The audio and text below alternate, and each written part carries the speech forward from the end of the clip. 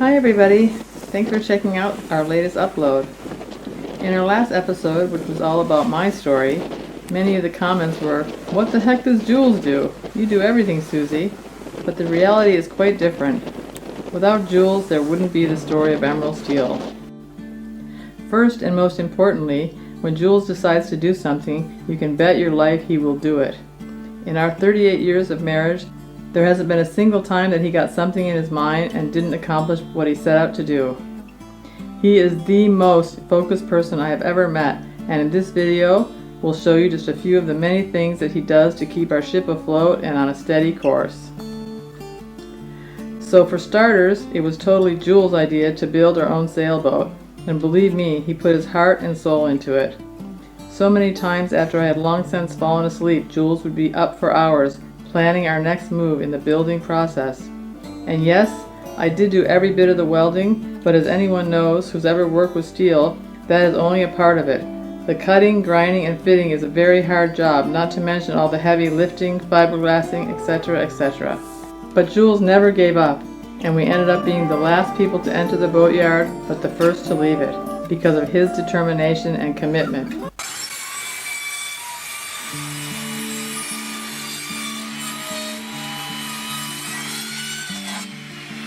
Jules is in charge of all the rough carpentry projects on board. Doesn't exactly look like a bowsprit yet, but it will.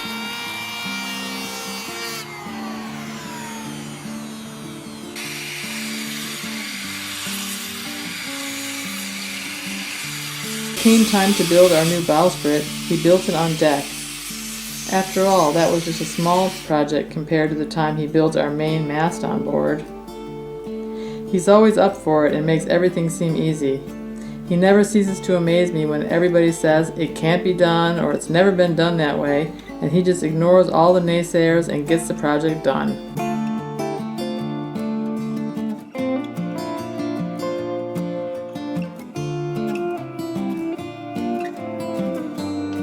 If you should decide to make your own Watermaker, you have three advantages. First, you will save some money building it. Second, when you have to buy spare parts, it will be much cheaper to buy the one you desire instead of buying from a company you purchase the Watermaker. And the third, you will understand how it works, so you will never have to depend on any kind of mechanic or anybody else who will charge you a pretty penny for it. When he decided to build our Watermaker, I really thought he was crazy. Who on earth builds their own Watermaker? Jules, that's who. Not only did he build one that puts out 40 gallons per hour, but has been running seamlessly for about 12 years so far and has never had a glitch. Which goes from a high pressure pump into the first pressure vessel. We have two pressure vessels. This will be making 1,000 gallons a day. I'm going to have to use a channel locks. Grab, see it?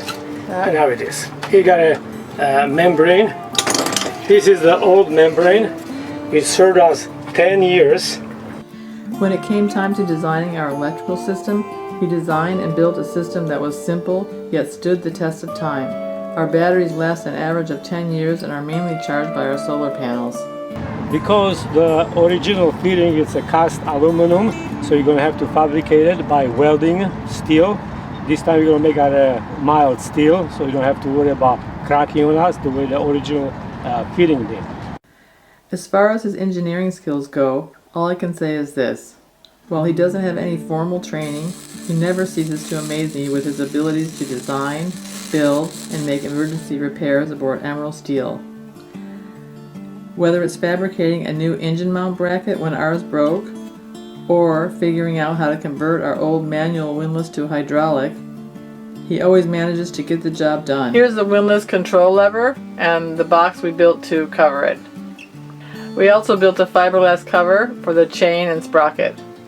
My old windlass, which used to be all manual only, and I converted it to hydraulic. So it has a 2 tons lifting power. Not going very fast, only about 28 feet a minute, but it's plenty for us. It works very good here. He has no fear of failure because if he doesn't succeed the first time, he will try and try until he's successful.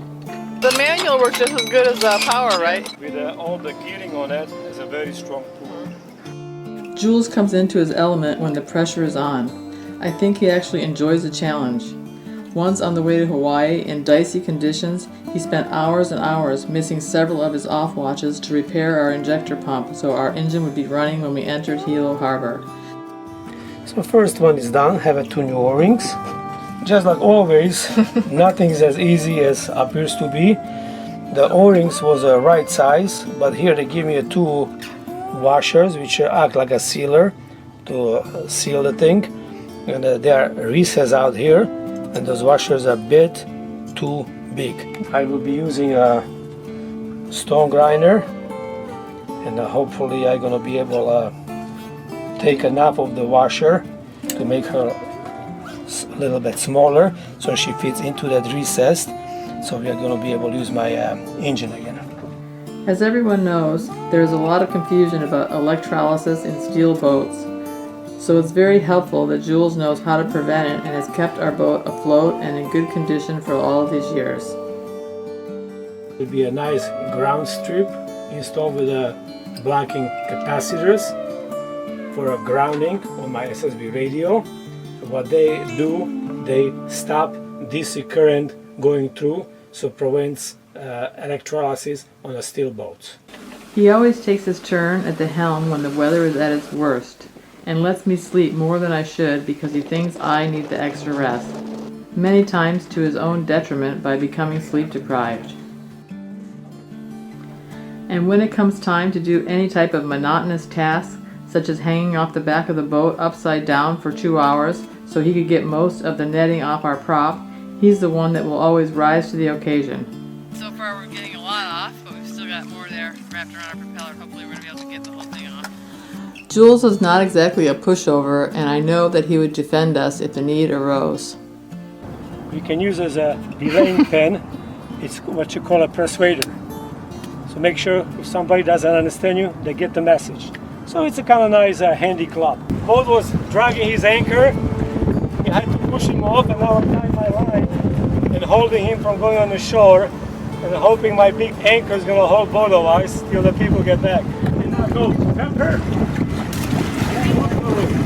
Go slow!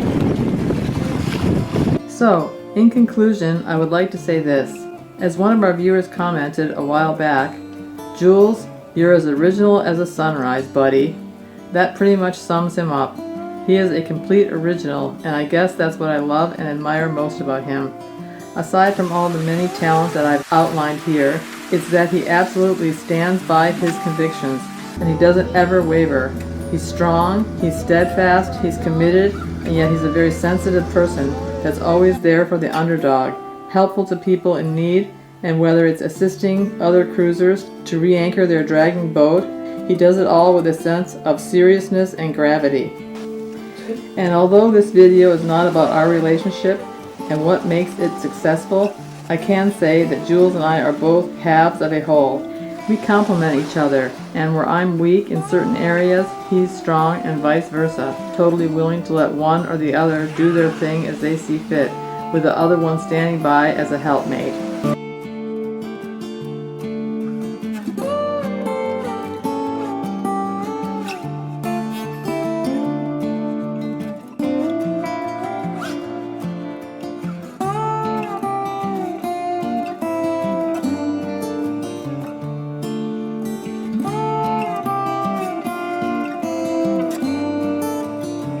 Guys, so I guess that's it for now. I hope you enjoyed the video and got something out of it. And if you did, please don't forget to leave a thumb up and a comment. We love hearing from all of you. And we'd also like to thank all the people that support our channel through Patreon and PayPal. Thank you so much for your support, guys. See you next time. Bye-bye. Bye-bye.